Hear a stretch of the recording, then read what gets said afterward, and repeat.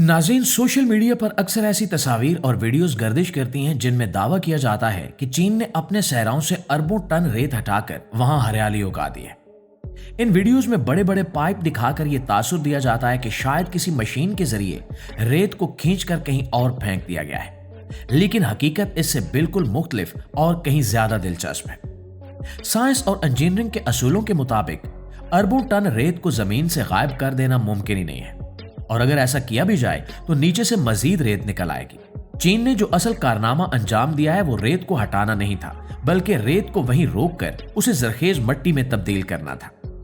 ये कहानी कोबूची सहरा की है, जो कभी मौत का कुआं समझा जाता था, लेकिन आज वहां जिंदगी मुस्कुरा रही है। कोबूची सहरा चीन का 7वां बड़ा सहरा है, जो दारुल हुकूमत बीजिंग से महज 8 किलोमीटर के फासले पर है।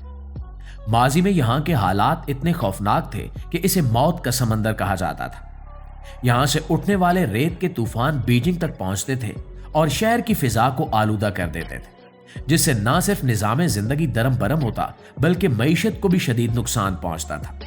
वहां के मकामी लोग इंतहाई गुर्बत की जिंदगी गुजार रहे थे, क्योंकि रेत की वजह से न खेती बाड़ी मुमकिन थी और न ही मवेशी पालना।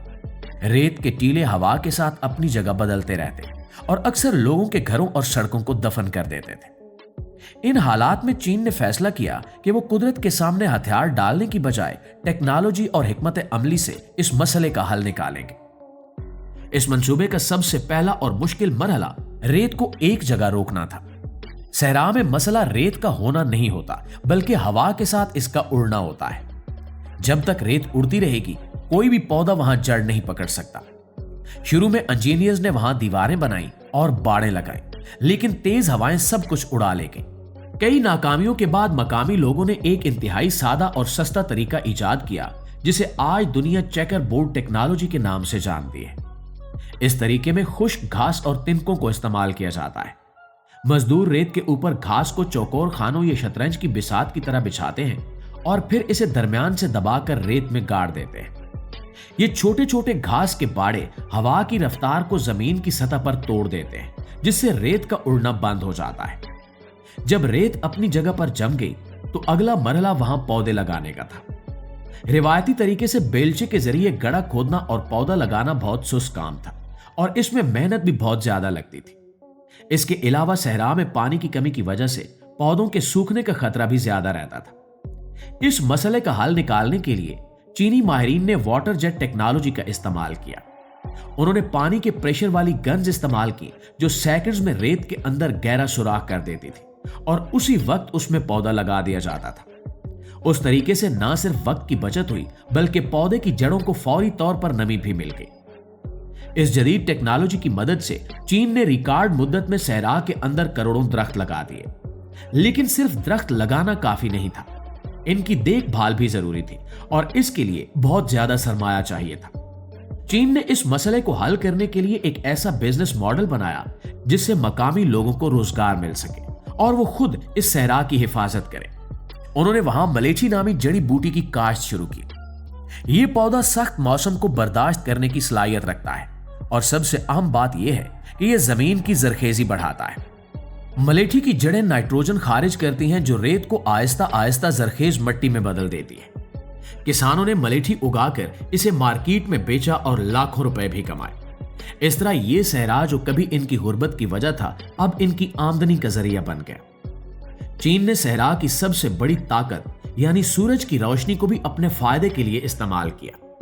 सहराओं में सूरज सारा साल पूरी आबोताब के साथ चमकता है, जो इसे शमसी तवानाई पैदा करने के लिए बेहतरीन जगह बनाता है। चीन ने कोबूची सहरा में सोलर पैनल्स का एक बहुत बड़ा नेटवर्क बिछा दिया। यह प्रोजेक्ट सिर्फ बिजली पैदा करने के लिए नहीं था, बल्कि इसका एक और बहुत बड़ा फायदा भी था। जब लाखों की तादाद में सोलर पैनल्स लगाए गए तो इन्होंने जमीन पर साया कर दिया। इस साये की वजह से जमीन की नमी धूप से उड़ना कम हो गई और वहां का दर्जा हरारत कम हो गया। सोलर पैनल्स के साये की वजह से इनके नीचे घास और झाड़ियां उगना शुरू हो गई। ये एक तीर से दो शिकार करने वाली बात थी। ऊपर बिजली बन रही थी और नीचे जमीन भी हरी भरी हो रही थी। लेकिन यहां एक नया मसला पैदा हो गया कि अगर घास बहुत ज्यादा बढ़ जाती तो वो सोलर पैनल्स पर साया कर सकती थी या खुश्क होने पर आग लगने का सबब बन सकती थी। इसका हल भी इन्होंने इंतहाई कुदरती तरीके से निकाला। इन्होंने वहां भेड़ें पालना शुरू कर दी। मकामी किसान अपनी भेड़ों को सोलर पैनल्स के नीचे छोड़ देते। वो घास खा लेती, जिससे ये पैनल साफ रहते और किसानों को जानवरों के लिए मुफ्त का चारा मिल जाता। इस सिस्टम ने एक मुकम्मल इकोसिस्टम बना दिया, जहां टेक्नोलॉजी, ज़राअत और लाइफ स्टॉक एक दूसरे की मदद कर रहे हैं। पानी की कमी को पूरा करने के लिए चीन ने एक और बड़ा इंजीनियरिंग का कारनामा अंजाम दिया। चीन का मशहूर दरियाए जर्द, ये येलो रिवर सहरा के करीब से गुजरता है। मौसम बहार में जब बर्फ पिघलती थी तो दरिया में सैलाब आ जाता था, जो तबाही मचाता था। चीनी इंजीनियर्स ने इस इजाफी सैलाबी पानी का रुख मोड़कर इसे सहरा के नशेबी इलाकों की तरफ कर दिया। यह पानी सहरा के बीच में जमा होकर झीलों और तालाबों की शक्ल इख्तियार कर गया।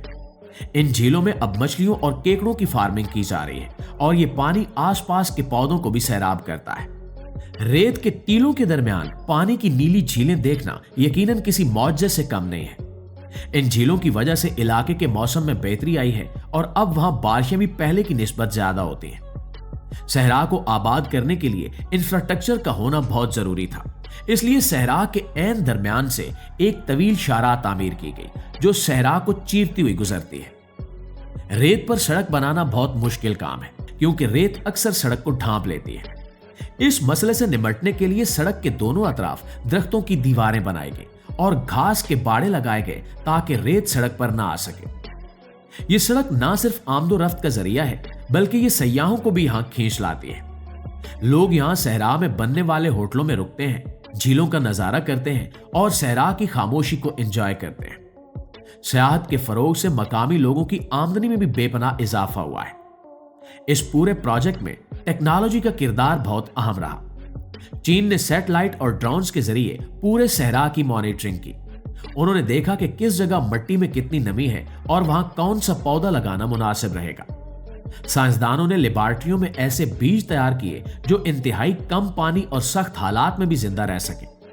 इन्होंने मिट्टी की साख्त को तब्दील करने के लिए बायोटेक्नोलॉजी का इस्तेमाल किया, जिससे रेत के जर्रात में पानी जज्ब करने की सलाहियत पैदा होगी। यह सब कुछ रातों रात नहीं हुआ, बल्कि इसके पीछे दहाइयों की तहकीक और मेहनत शामिल है। इस कामयाबी का असर सिर्फ चीन तक महदूद नहीं रहा, बल्कि इसने आलमी सतह पर भी माहौल को बेहतर बनाने में मदद की है। कोबोची सहरा में अरबों दरख्त लगने से फिजा में कार्बन की मिकदार कम हुई और ऑक्सीजन में इजाफा हुआ है। बीजिंग और दीगर शहरों में आने वाले रेत के तूफानों में नुमायां कमी आई है। अक़वाम मुत्तहिदा ने चीन के इस मॉडल को सराहा है और इसे दुनिया के लिए एक मिसाल करार दिया है।